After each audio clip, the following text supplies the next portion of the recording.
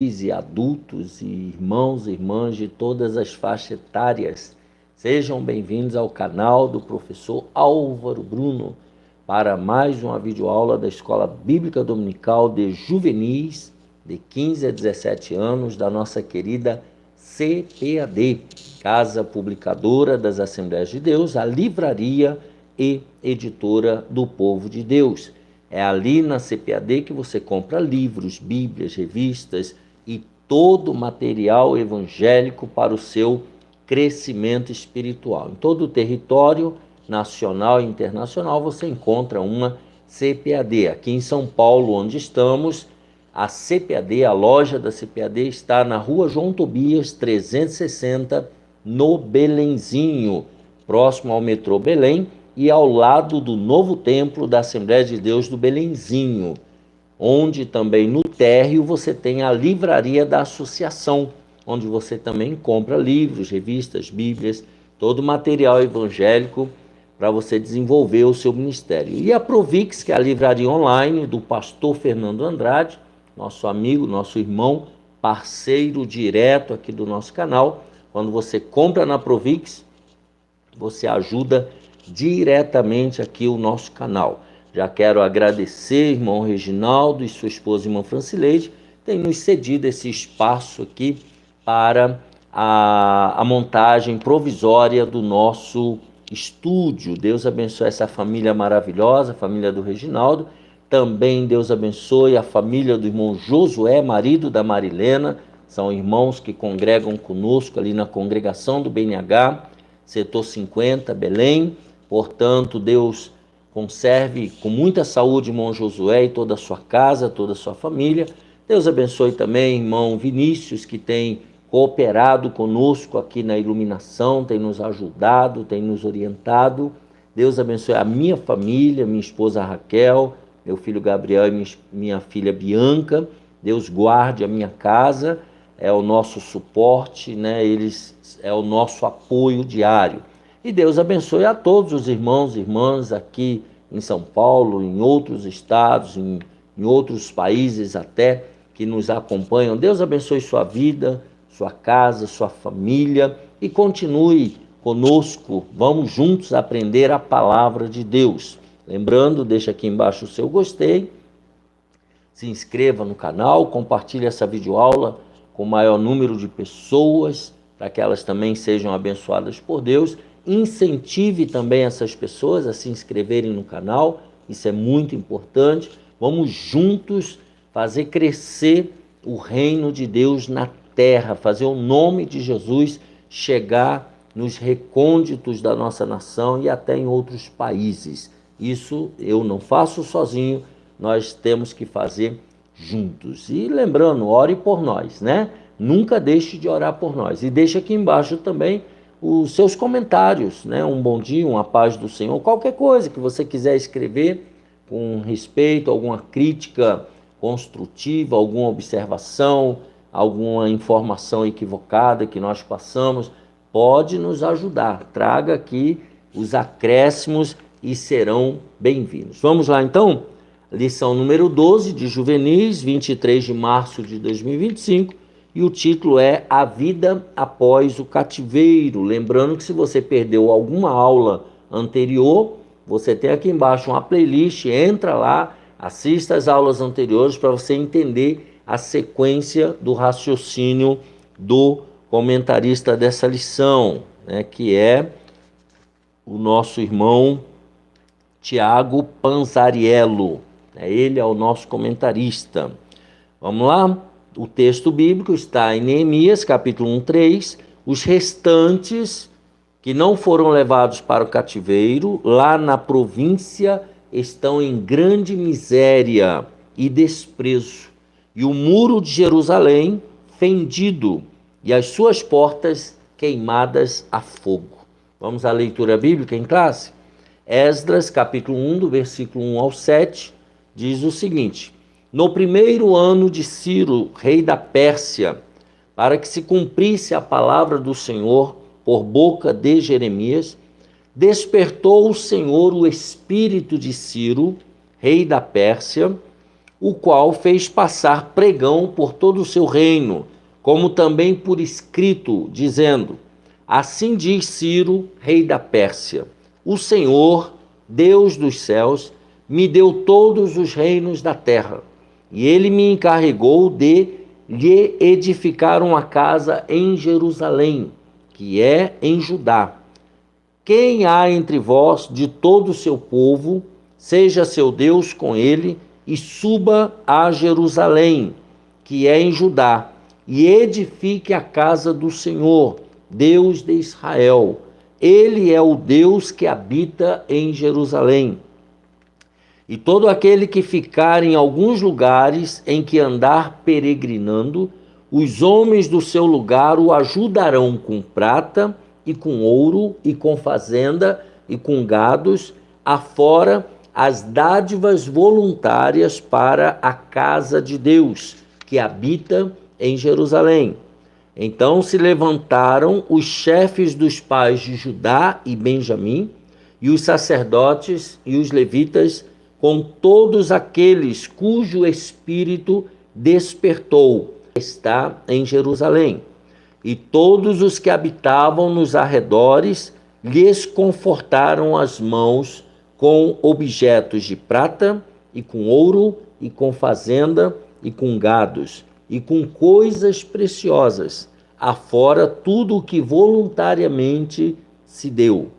Também o rei Ciro tirou os utensílios da casa do Senhor, que Nabucodonosor tinha trazido de Jerusalém e que tinha posto na casa de seus deuses. Quais são os objetivos desta lição? Primeiro, falar sobre o contexto do retorno dos cativos. Segundo, discutir sobre os desafios para a reconstrução de Jerusalém. E terceiro objetivo, refletir sobre a atuação dos profetas na reconstrução da cidade e do templo. Vejamos aí o período pós-exílico, contexto samaritano, as 10 tribos do norte. Após a destruição do Reino do Norte pela Síria, em 722 a.C., os israelitas de Samaria foram forçados a conviver e misturar-se com povos pagãos, trazidos de vários lugares, conquistados pelo Império Assírio. Está lá em 2 Reis 17, 5 e 6, o versículo 24 e o versículo 33. Nós falamos sobre a estratégia dos assírios quando conquistavam a terra. Ele levava vários povos para lá, para contaminar e para haver mistura. Dessa mistura surgiram os samaritanos, a quem os judeus do Reino do Sul, Judá, após retornarem da Babilônia, não reconheciam mais como sendo do mesmo povo. Então, o Reino do Norte agora estava contaminado, o Reino do Sul não aceitava mais. E foi assim, portanto, que surgiu a rivalidade entre judeus e samaritanos, ainda tão presentes nos dias de Jesus. Nós já falamos isso na aula passada. Isso é muito importante. Cumprem-se agora as profecias. O povo de Judá foi levado cativo à Babilônia também. Babilônia elevou-se como o grande império da época, sob a liderança de Nabucodonosor, quando esta nação ímpia era a maior potência militar que havia. Todavia, em cumprimento das profecias, os profetas profetizaram isso, a Babilônia caiu e foi subjugada pela Pérsia. Agora, o Império Persa surge no cenário e toma o poder. Isso foi em 539 a.C., que por sua vez uniu-se com a Média, dando início ao Império Medo-Persa, um dos maiores da história. Então, duas grandes nações, dois grandes impérios se uniram para poder destronar a Babilônia. No primeiro ano de Ciro, como rei da Pérsia, cumprindo uma profecia dita por Jeremias. Jeremias tinha já profetizado, Deus inclinou o seu coração a permitir o retorno do povo judeu a Jerusalém. Tá? Deus trabalhou no coração desse rei persa, Ciro. Além disso, cerca de 150 anos antes de tal governador nascer, antes do Ciro nascer, o profeta Isaías já havia profetizado que um rei chamado Ciro permitiria o retorno do povo a Jerusalém, que nem havia sido levado cativo ainda. Então, nada disso tinha acontecido. Tá? Mas Deus já tinha usado Isaías 41, de 1 a 4, 44, 45, para falar sobre isso. Tudo isso mostra, então, de forma impressionante, como Deus está no controle da história. Deus está no controle de tudo. Tá? Então, veja, 150 anos antes de tudo acontecer, Deus já havia profetizado através de Isaías. O retorno para Jerusalém, um sonho realizado. Isso aí é óbvio, né? O retorno a Jerusalém foi visto com muita alegria. Uma passagem que retrata muito bem esse contexto é o Salmo 126. Lembra lá do Salmo 137, quando eles estavam tristes? Agora, o Salmo 126 vai falar sobre isso. O povo estava tão feliz que compara a um sonho o que eles estavam vivendo. Para eles aquilo ali era um sonho. Este sonho tão almejado foi se realizando ao longo de aproximadamente 100 anos, em 3 expedições de retorno. Então, 3 levas de judeus, de hebreus, foram voltando para Jerusalém. Portanto, outros reis, além de Ciro, estiveram presentes no decorrer desse processo. Então, não foi um processo imediato, é para voltar e voltaram. Não. A história de todo esse período está registrada nos livros de Neemias e Esdras, que relatam o retorno dos exilados para Jerusalém. Tá? Então, esses 2 homens de Deus aqui, Neemias e Esdras, né, eles compilaram toda a história, como isso aconteceu. As expedições de retorno, então os grupos de retorno. A primeira expedição foi com os chefes das famílias em companhia de Zorobabel, com o objetivo de reconstruir o templo. Então, algumas famílias vieram com Zorobabel. A segunda expedição, e aí está lá em Esdras, do capítulo 1 ao 6. A segunda expedição marcou o retorno do escriba Esdras e alguns sacerdotes que foram com ele, aproximadamente 60 anos após a reconstrução do templo. Isso já no capítulo 7 de Esdras trata sobre isso. Esdras, então, partiu com uma missão espiritual e na prática do povo que, naquele momento, não estava vivendo uma espiritualidade saudável. Eles ainda estavam dando os primeiros passos para voltar a se relacionar corretamente com Deus. Neemias foi o líder da terceira expedição. Então, a primeira com Zorobabel, a segunda com Esdras, agora a terceira expedição foi liderada por Neemias, que, quando soube da situação de Jerusalém, como estava, solicitou a autorização ao rei Artaxerxes para ir até lá, reconstruir os muros e os portões da cidade. E como Deus era com ele, ele obteve tal apoio. Está lá em Neemias 2, do verso 2 ao 8. Então ele era copeiro do rei e ele foi pedir autorização, tá, para poder participar da reconstrução dos portões e os muros da cidade de Jerusalém. Então foram 3 expedições voltando para Jerusalém. Agora, a reconstrução. Foco e oração versus oposição. Então, com o retorno dos cativos, Jerusalém precisava ser reconstruída. Naquele momento, os muros estavam caídos, conforme a gente já mencionou, os portões estavam queimados e o povo que ali morava era muito pobre. Eles não tinham condições sozinhos de fazer muita coisa. Neemias foi um grande líder por conseguir, mesmo com oposição interna e externa, então tinha pessoas torcendo contra, né? Ele conseguiu êxito nessa reconstrução. Ele não desanimou e nem permitiu que o povo desanimasse diante das constantes ameaças e ataques inimigos. Neemias liderou ali com a graça de Deus aquele povo, tá, para eles não desanimarem. Ele foi tão focado e confiante, está falando de Neemias, em Deus, que a obra que poderia levar meses ficou pronta em 52 dias, apesar das inúmeras armadilhas.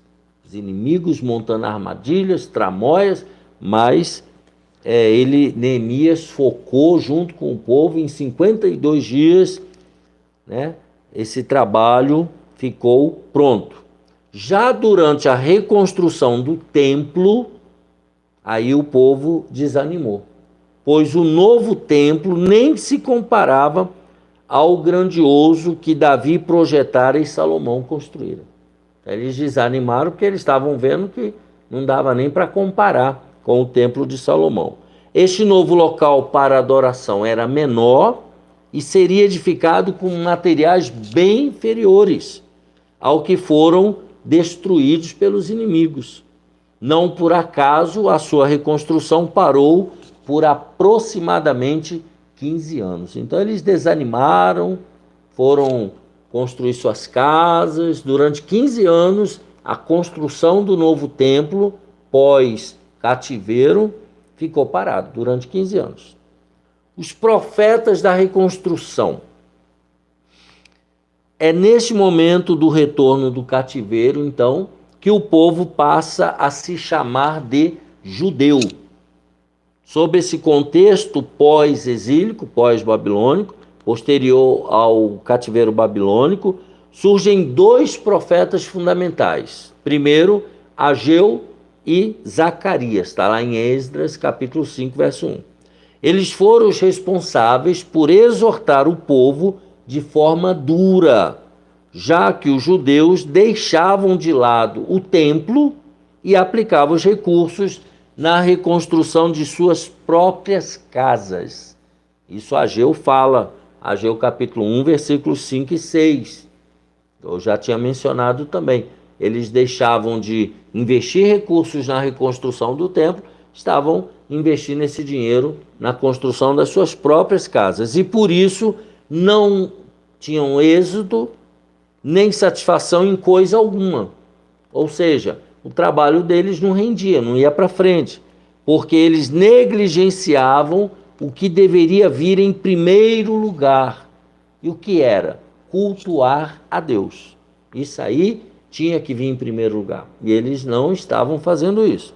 É nesse cenário que o Senhor, que Deus usa o profeta Ageu para dizer que, a despeito das diferenças estéticas com o templo antigo, né, a comparação que eles estavam fazendo do novo templo com o templo antigo, a glória deste segundo templo que eles estavam construindo seria maior que a do primeiro templo. Ageu 2, do 7 ao 9. Zacarias, então, também foi usado por Deus, relatando uma série de visões sobre as obras do templo. Zacarias, do capítulo 1 ao 8, e uma série de promessas gloriosas relacionadas ao futuro, Zacarias de 9 a 14, que são as profecias escatológicas relacionadas com o tempo lá bem no futuro. Portanto, com a atuação intensa dos profetas, né, a obra de reedificação do templo é retomada, concluída, e o relacionamento do povo com Deus foi restaurado. Então, com esses dois profetas, Ageu e Zacarias, trazendo exortação dura, tá? E mostrando por que o trabalho deles nas suas próprias vidas não estavam prosperando, né? E eles então começam e retomam os investimentos na reconstrução da casa de Deus. Aí sim, a vida deles começam a ter mais qualidade, começam a prosperar e Deus começa a se relacionar de novo com os judeus. Na conclusão, o que a gente aprende com isso aqui?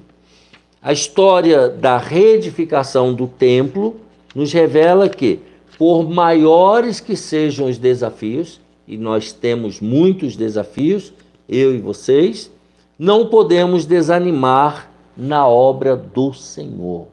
Nada pode nos tirar o foco da obra do Senhor, de ir à casa do Senhor, de frequentar os cultos, de frequentar os trabalhos na casa do Senhor, os investimentos que a gente precisa fazer na casa do Senhor. Nada disso daí pode nos tirar o foco, nos desanimar.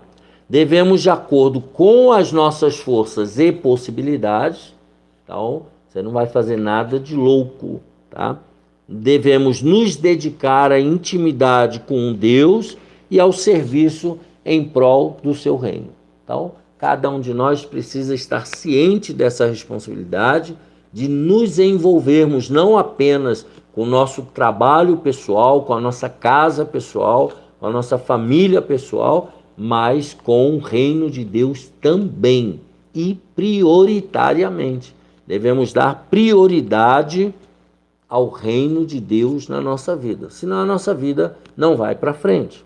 E quanto ao processo doloroso de reconciliação e restauração do povo após pecarem, aprendemos que, mesmo quando somos punidos pelo Senhor por causa da nossa desobediência, sempre há a esperança de retornarmos para Ele.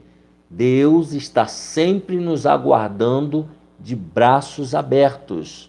Por pior que seja o seu erro, por pior que seja o seu pecado, Deus está sempre disposto a perdoar, desde que você e eu nos arrependamos, peçamos perdão e deixemos de lado aquela prática contrária à palavra de Deus. E Deus, então, nos restaurará ao relacionamento com Ele. Então, é muito importante, você juvenil, vocês jovens, nós todos, que estejamos sempre com o coração disposto e disponível para nos arrependermos, para reconhecermos onde caímos, onde erramos, pedir perdão a Deus e mudar o rumo da nossa história. É assim que aconteceu com Israel, né? E por isso, lá no cativeiro, eles foram exortados, eles se arrependeram, viveram períodos dificílimos, 70 anos na Babilônia, mas depois tiveram a sua recompensa, Deus os restaurando e trazendo de volta a Jerusalém e reconstruindo a sua terra e vivendo um novo tempo de relacionamento com Deus, o Deus de Abraão, Isaac e Jacó. Então, assim, nós terminamos essa lição, número 12, do dia 23 de março de 2025, falando sobre a vida após o cativeiro. Estamos caminhando para o final, a próxima aula já é a 13ª, é a última desse trimestre. Espero que você esteja sendo, tanto quanto eu, edificado com a palavra de Deus. Não se esqueça, deixa aqui embaixo o seu gostei, se inscreva no canal, compartilhe com outros amigos e irmãos essa palavra, incentive outras pessoas também a se inscreverem no nosso canal e vamos assim aprendendo a palavra de Deus e edificando o reino de Deus. Um abraço apertado, a paz do Senhor e até a próxima, se Deus quiser.